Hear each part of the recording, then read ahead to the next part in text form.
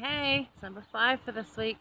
As I mentioned too, if you've watched all of these and I'm rambling a bit, I'm still riding my bipolar wave and today's a bit of a high, so I'll tend to ramble on and go nowhere with thoughts and say things that just randomly come out of my head and make sense to me but maybe not to you. So if that is the case, then I apologise and I just do my best with what I have. And while bipolar can be horrible, this one's not too bad, this wave that I'm waving right now. Yesterday was a little low, the day before it was even worse, but today's not too bad. But the good weather helps. But I'm going to speak more about mental health, and that's just one of my mental health issues. I also have PTSD and high functioning Asperger's, so it's a good mix. It's kind of like a random lolly scramble. You don't even know what you're going to get. Yeah. Not like a box of chocolates, no, I mean like a lolly scramble is, and some of them are good, and some of them are like, why don't I even bother coming? So, that's, yeah. See, there I go again. Random thoughts. Makes sense to me, probably not to you. But anyway, we're in chapter 6 now. By the way, this is the Waikato River behind me. Very beautiful, also very dangerous. Probably not a place to go swimming because it's also kind of gross. There is a little memorial over there to a girl named Talia. She drowned. I don't know if by suicide or not, and I'm not going to speculate on that. I'm just going to say she drowned. But I've also lost friends to this river. I've also had a friend's mother lost to this river. So, we take careful precautions when we go near a river like this, and I'm sure you guys know similar rivers. They look beautiful, don't really go in them, and when you're in a boat on them, wear a life jacket, be safe. Anyway, chapter 6, and enjoy the river behind me while we're talking. So chapter 6, it sends out to gather all the people into the land of Camorra, to gather them all together for their safety. And they go to do that, and he says in verse 6 that he began to be old, and knowing that it was the last struggle. So you can see that in the space of time, only 5 chapters, and years have passed, like a lot of time has passed. So you can see that most of his time is spent in not only abridging the Book of Mormon, but also like fighting. That's one heck of a life. Studying, fighting, studying, fighting, studying, fighting. Trying to preach, didn't go well. More fighting, some more studying. I mean, it's harsh, and there's a lot we can learn from Mormon because he found joy and he found goodness even in the midst of all of that. So we know he had a son. We don't hear much about his wife, although he did say him, the people and their wives. So maybe he's including his wife in that, but I'm sure she was a really good support to him, I hope. Maybe she got killed early on too, we don't know. Maybe Moroni was raised without the influence of a mother around.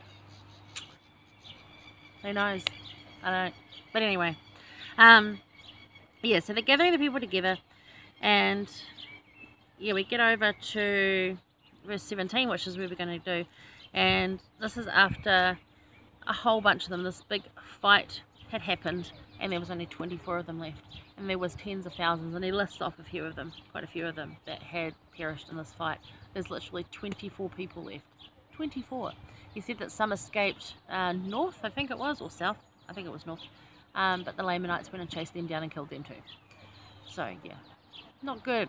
Not at all good. So he starts speaking to, again, these people who could have been so much more and weren't. And I focused on verse 17. It says, O ye fair ones, how could ye have departed from the ways of the Lord? O ye fair ones, how could ye have rejected that Jesus who stood with open arms to receive you? And it's always a good, I think, to look at this one and go, where are you at?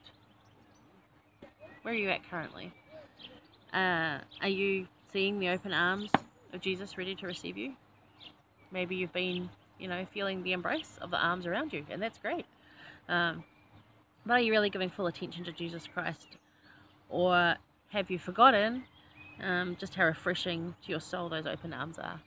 That's what I put down there. I just love that, because I've felt those open arms and they're amazing. And then there's other times, excuse me, there's other times that I really haven't.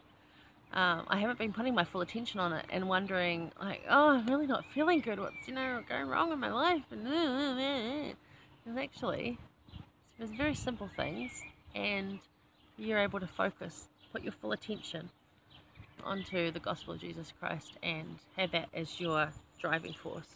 And the other things fall into place and you feel a whole lot better. It just does. Can't explain it better than that. You either do it or you know, or you don't do it and you don't know. Yeah. But anyway, Elder Gerrit W. Gong, he said, "We may for a time lose our way," and I have. God lovingly assures us, no matter where we are or what we have done, there is no point of no return. He waits ready to embrace us. And that's the important thing to remember too. If you're feeling that you're not worthy, it's not true. He's ready to embrace you. He's going to love you. He still loves you no matter what you're doing. He loved these people, and that's why it caused them so much pain. Like, why? You know, I've told you, just, so maybe try and listen some more. Yeah, I really love this chapter. I've marked most of those pages, and actually next week's reading is going to be awesome, apart from the fact that poor Mormon dies and Moroni takes over writing, and we don't really know how or why, and he's really sad about it. But some of my favourite verses come in there that I did rewrite one of them, and I'll probably do it again to fit now. I think I will do that actually. It's a real power verse, and it's something that you can do with scriptures, is when you take what they've written and rewrite it to apply to you, and it sort of gives you your own personal mantra. It's kind of cool. And you're allowed to do that. It's fine, because you're not trying to say that you got revelation independently. You recognize where it came from. That's all good. Yeah, but the 16th through to the end of that chapter, he just talks about, you know, what's going to happen to these people and how sad he is about it. And I just think, you know, let's not be that. Let's do everything we can to not be that, so that we do know where our blessings come. We do know that Jesus Christ has his arms open to us. We do know that we can repent, and that we're going to get perfected bodies, and that, you know, all these wonderful things are going to happen for us. Know that, and that it's never too late. And like as Elder Gong said, God's always lovingly assuring us that no matter what we've done, he's there ready for us. It's our steps to make. So let's do that. There's always something we can do a little better. Always. Nobody's perfect yet. Even though some people I know think they are. But no one's perfect yet. Especially not me. Okay, well, I'm going to go join the rest of my day. But yeah, Waikato River, thank you for joining me this week, and I'll see you next week for really cool Moroni stuff. Love Moroni. Okay, see you guys.